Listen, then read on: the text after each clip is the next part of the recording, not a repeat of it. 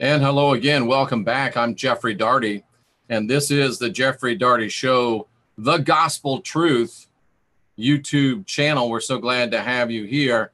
And we did a little bit of a rebranding because it doesn't matter what you think. It doesn't matter what I think. What matters is what the Gospel Truth says. So today, we're going to look at the book of Revelation and the September 23rd Revelation 12 sign versus the gospel truth. Once again, I'm Jeffrey Darty. I hope that you will, hello Sarah, I hope that you will subscribe to this channel. I hope that you'll like this video. And I do hope that you will share this video as well. I've got on one of the new I'm Sovereign, Divine, I'm Sovereign, I'm Free t-shirts. This one's the blue one. And those are available. You can access those at the bookstore in the box below. So let's take a look at this. We've already looked and seen that Matthew 24 says that the Revelation 12, September 23 sign is bogus. We've already seen that Daniel's 70th week says the Revelation 12, September 23 sign is bogus. That is, we've seen that the gospel truth says those things are bogus. And so now let's look at the book of Revelation. I'll be reading from my book. Fancy title, Revelation. It's September 23, 2017, Revelation 12 signed by yours truly, Jeffrey Darty. And it's available now for only 99 cents. So get it if you want it. And if you don't, there are a series of videos on this channel under the same title. So you can check those out as well. So let's look right into the book of Revelation and what it says about this Revelation 12 sign. This September 23, Revelation 12 sign. Let's take a look-see, shall we? And this is the historicist position on the Revelation 12 sign. And let me just read this this little bit of this chapter to you, which is the exact part of Revelation that they're building their Revelation 12 sign case on.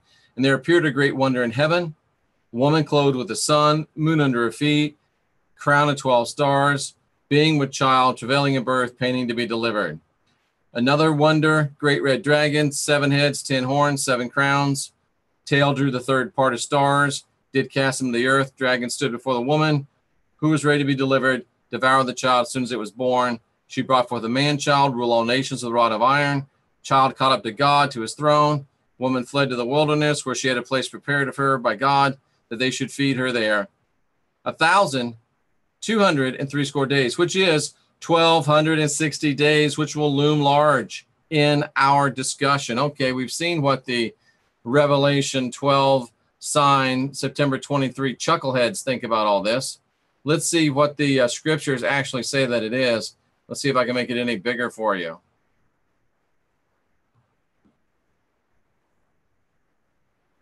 And still be able to see it.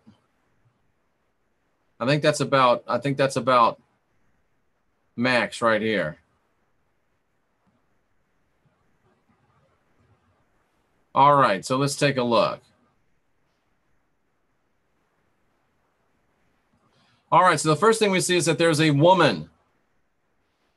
And the historical position of the church has always been that this great sign represents the progenitor of humanity.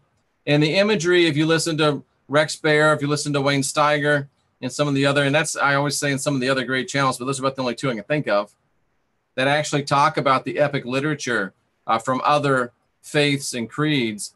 The imagery in all epic literature lends credence to the belief that there was a strong feminine presence at the creation of mankind. If you look at the Anunnaki, if you look at now my vocabulary is fleeing from me.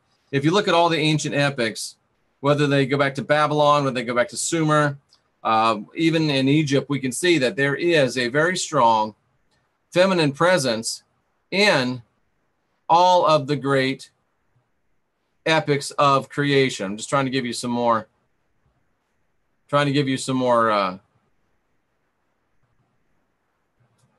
magnification here. All right, I'll stop. So there was a woman,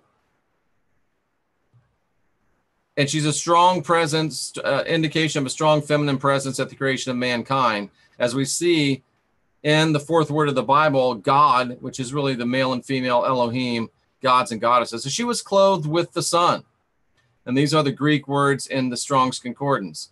This is the light and glory of the Elohim that humanity was endowed with in Genesis 1:26 when they were created in their image, when we were created in their image. It's clear image of divinity. It's imagery of divinity. So there's strong feminine presence, and they're clothed with the sun. And the moon is under her feet. Now, opinions on why the moon is under her feet have been varied. Some point to the moon as the proverbial footstool for the mother / queen of the earth. Others see victory over the old moon gods, which is a classic Judaism as a moon god religion. Others see just beautiful poetic imagery, but one thing is certain. No one ever imagined the ideas that have sprung from the minds of the Jesuits and the modern eschatologists. And upon her head is a crown. It's actually a wreath. It's not a crown. It's a wreath like the victors in the old Olympics were given, and this is coming straight from the Greek, from the gospel truth. The wreath is of natural origin, woven from a plant of the earth. It shows she's one with nature, working with, respecting, protecting it. It's the original Mother Earth. It's the original Mother Nature. It's the goddess Gaia, Sophia, the living earth goddess, Ninma, Mami, and the earlier creation epics, those that precede Genesis and, of course, Revelation. And then it says of 12 stars. So she had a crown of 12 stars, and 12 has always been a powerful number in Scripture. And may I point out that the text clearly says that she had 12 stars. And the Revelation 12, September 23 chuckleheads don't have 12 stars. No matter what they tell you, they don't have 12 stars in their Revelation 12 sign. They've got 9 planets. They've got 9 stars and 3 planets. But they tell us that the planets can really be stars, so we really have 12 stars. No, we really do not. We do not have 12 stars. We have 9 stars and 3 planets. And that fact alone, if I had a gong, I would gong. Because there's not 12 stars in their Revelation 12 sign. Well, the stars, the planets are called wandering stars. That's not what the gospel truth says. It says stars. So when you got to bring in 3 planets to make up your 12 stars, and there aren't really 12 stars there to begin with, I think you got a problem with your situation there. That's just my 2 cents worth. But I'd rather follow something that follows everything than have to try to make stuff up on the go. But that's just me. Maybe you don't mind making stuff up on the go or on the fly. So she had 12 stars, not 9 stars and 3 planets. And being with child, travailing in birth, she was pained to be delivered. The original church belief was it is a picture of the gods. Get out of my way. Come on now. It's a picture of the gods and their original perfect creation of humanity in their own image. This gives us a glimpse behind the great drama of our own creation. It's not this simple, direct act we see in Genesis. This verse shows that the process of our own Genesis was really a task that was perfected only after much effort on the part of the Elohim. And again, if you look into the Sumerian, the Babylonian, all the ancient creation epics, as Rex talks about, as Wayne Steiger talks about, you're going to see that it was a process and there was some trial and error going on.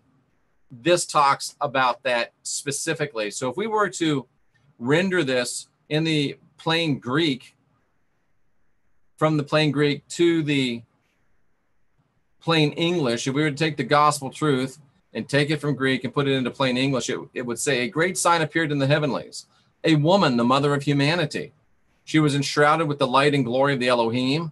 On her head, she wore a wreath woven from the earth, and she was about to give birth. Beautiful. Then there appeared another wonder in heaven, a great red dragon, having 7 heads, 10 horns, with 7 crowns upon its head. Now notice that the great red dragon, which is translated as fiery serpent dragon, he's not wearing wreaths on his head. He's wearing diadems. The difference from the woman pictured is crucial. The woman is wearing of natural origin. She is connected to the earth. She's one with nature. She respects it. She protects it. But the Lord, he's wearing a band of metal, man-made, which carries with it the sense of lordship and superiority over nature.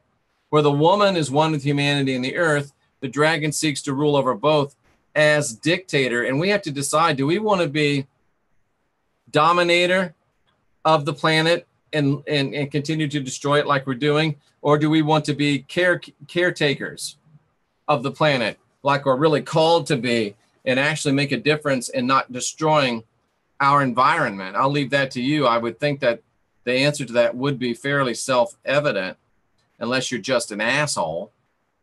Did I say that? It's 9:45. I can get away with that. And he drew the third part of stars out of heaven and cast them to earth. He drew a third of the luminaries, or the luminous ones, out of the heavens and cast them into the arena which we live in, which operates in space and time, which God uses to help prepare us. That comes from the Helps Bible study tool. Did the great red dragon successfully lure a third of the Elohim into his cause? Is this the genesis of the Christian tradition that one third of the angels of God fell? I don't know. And the dragon stood before the woman who was ready to be delivered to devour her child as soon as it was born. The fiery serpent dragon was ready to devour the perfect creation of the Elohim, us, mankind, as soon as we were created. And she brought forth a man-child who was to rule all nations with a rod of iron, and her child was caught up into God and to his throne. This talks about the Christ, I believe. And the Christ came with it's actually a strong wand, not a rod of iron, but a strong wand. And this ties the woman and her offspring to nature and the earth as partners. And the child being caught up to heaven calls to mind a revelation of the dragon being barred from the heavens. So humanity has symbolically been taken above his reach. And the Christ himself went, after I think he went other places, did ultimately go back to the heavens. But the Revelation 12, September 23 chuckleheads want you to believe that it wasn't the man-child caught up to God, but it's the rapture of the church. And I'm sorry, but it just doesn't say that.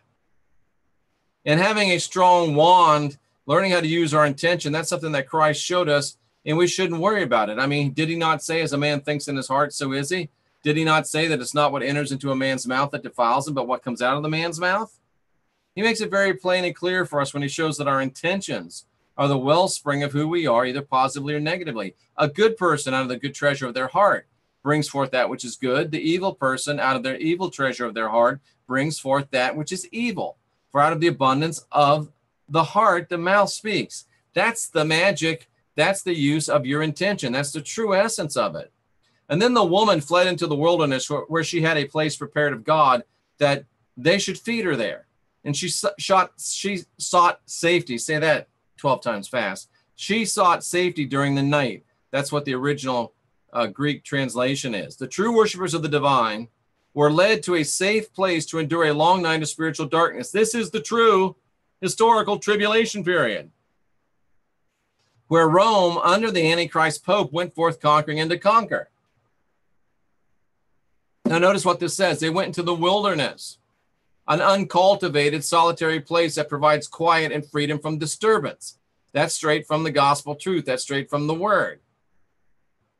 And watch this.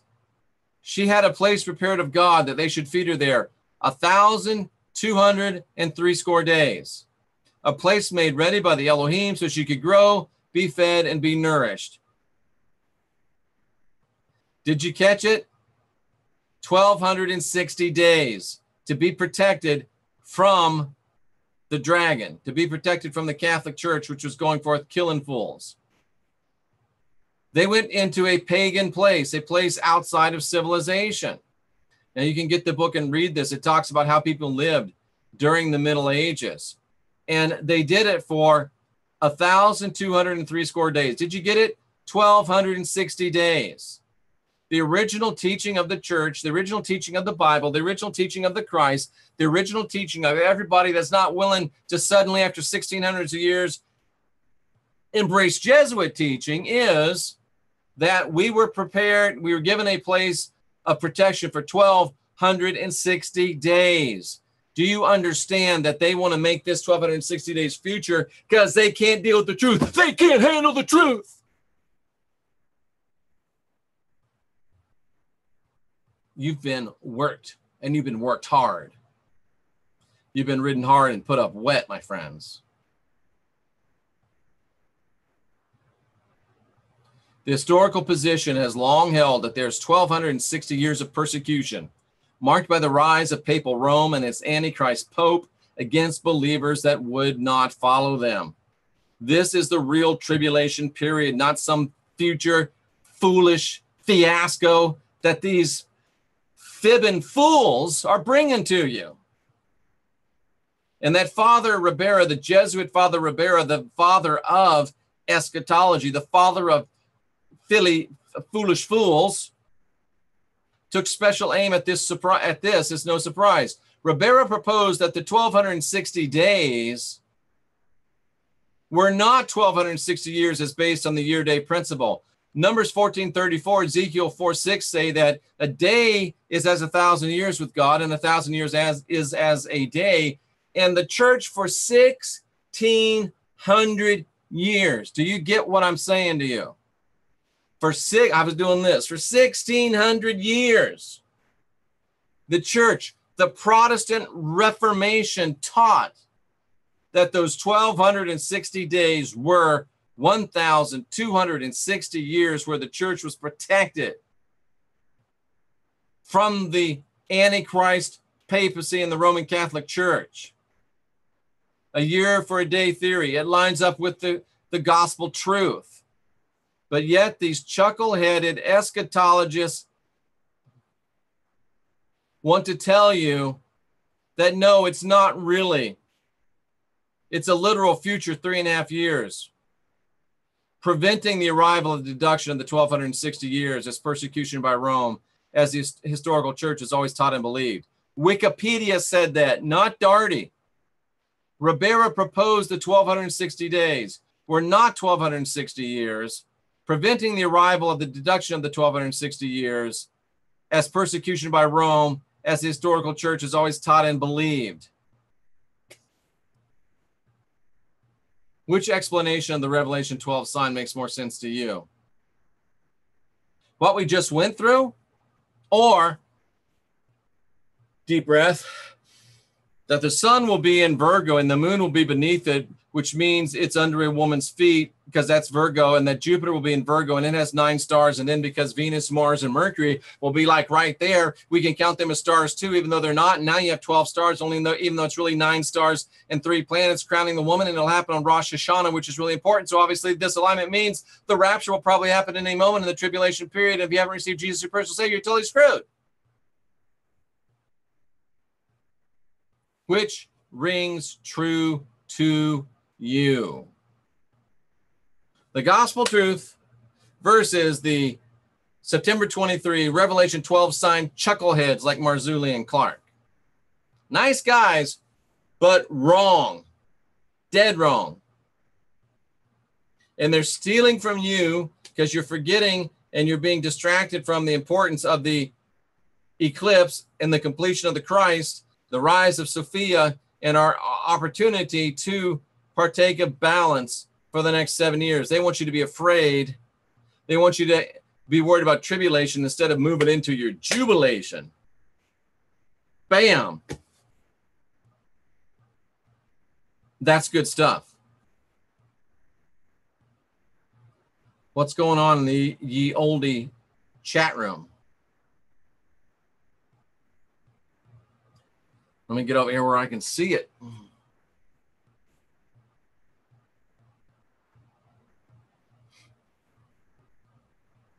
All right, here we go.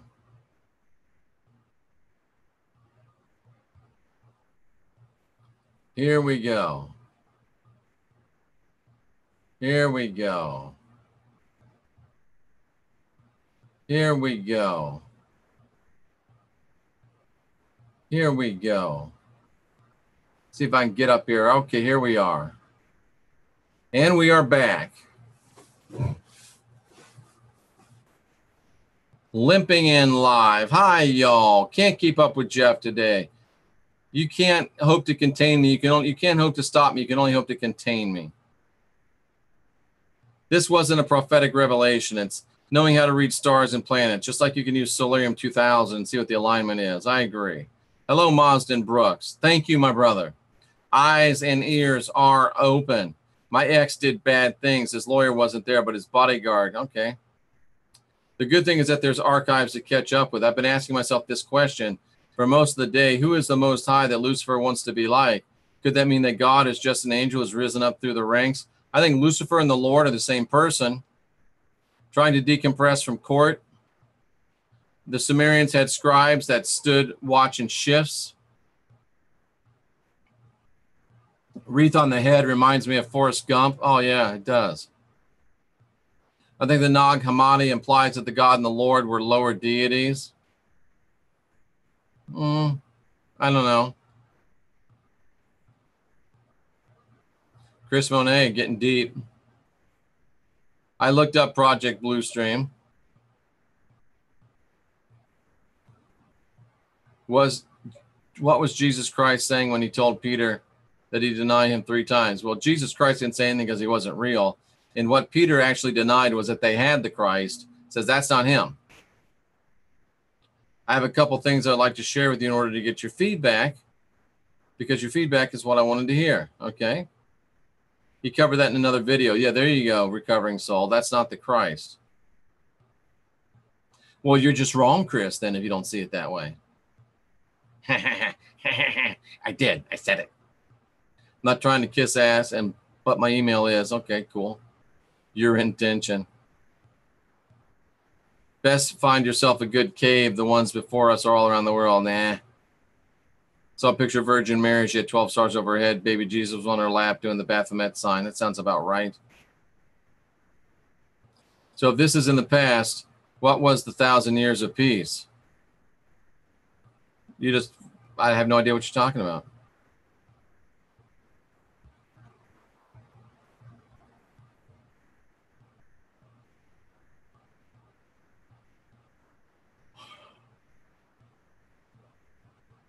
I thought Jupiter was, we're all into astrology here all of a sudden. And we are at the bottom of the chat list already. That was pretty easy. That was pretty short, pretty sweet. But there you have it. That's the gospel truth versus the September 23, 2017 Revelation 12 sign chucklehead crowd. Are you calling L.A. Marzulli a chucklehead? Yes. Are you calling Scott Clark a chucklehead? Yes. Are you saying that they're deceivers? No, I'm saying that they don't know better, but they should know better. And I would challenge either of them to a live and open debate on this. Are the Satanists and churchgoers worshiping the same God? Probably. Probably. I'll be back again tonight. I'm just getting warmed up, I think. If you have questions, ask them. If you have answers, give them. Like, share, subscribe, and please consider contributing, sponsoring financially this broadcast so we can do more and do it better. I'm Jeffrey Daugherty. I almost said I'm the CWB, but I'm not anymore. I'm Jeffrey Daugherty. This has been the gospel truth, and I hope that you will unindoctrinate yourself. And which one do you think is right? The Revelation 12 sign, September 23 chuckleheads, or the gospel truth? All of you that are here, you're seeking the gospel truth. You're seeking real information. And for that, I salute you. And we'll be back a little bit later. And in the interim, please unindoctrinate yourself and be excellent to each other.